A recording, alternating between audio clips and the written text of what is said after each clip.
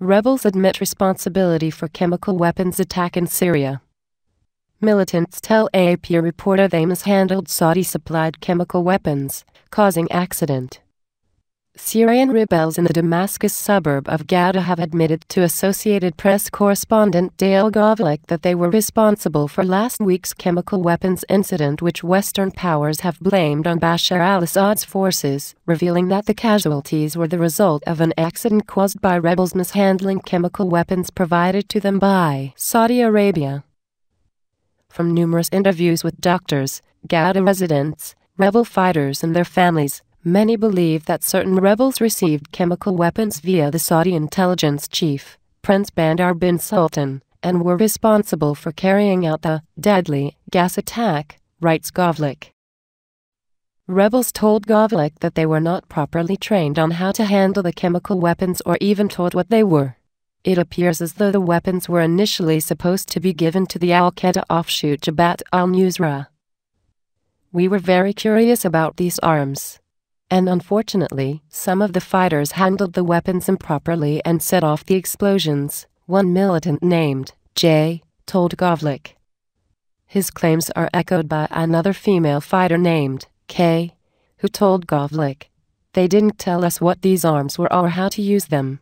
We didn't know they were chemical weapons. We never imagined they were chemical weapons."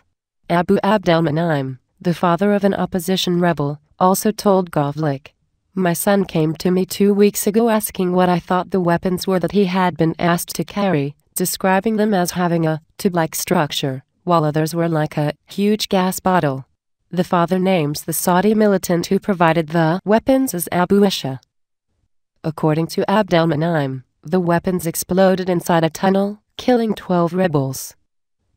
More than a dozen rebels interviewed reported that their salaries came from the Saudi government, writes Gavlak.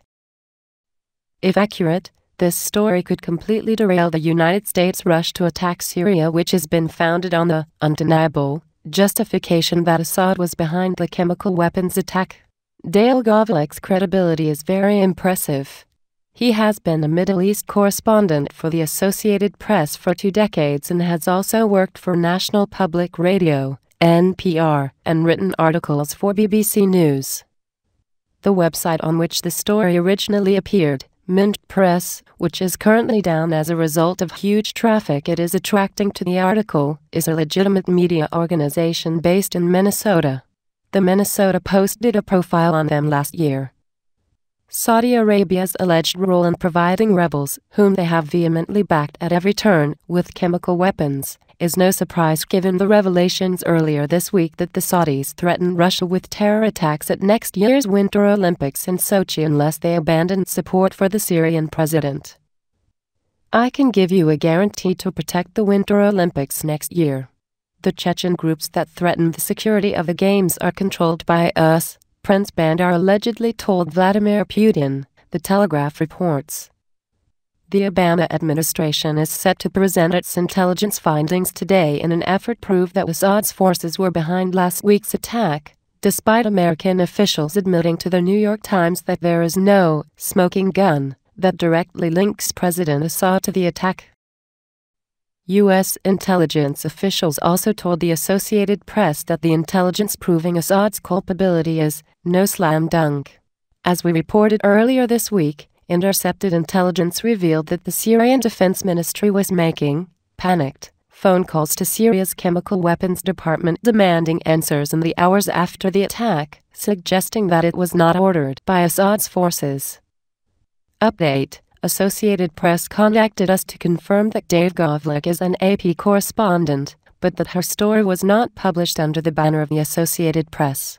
We didn't claim this was the case, we merely pointed to Gavlak's credentials to stress that she is a credible source, being not only an AP correspondent, but also having written for PBS, BBC and Salon.com. Paul Joseph Watson. Source: Infowars.com.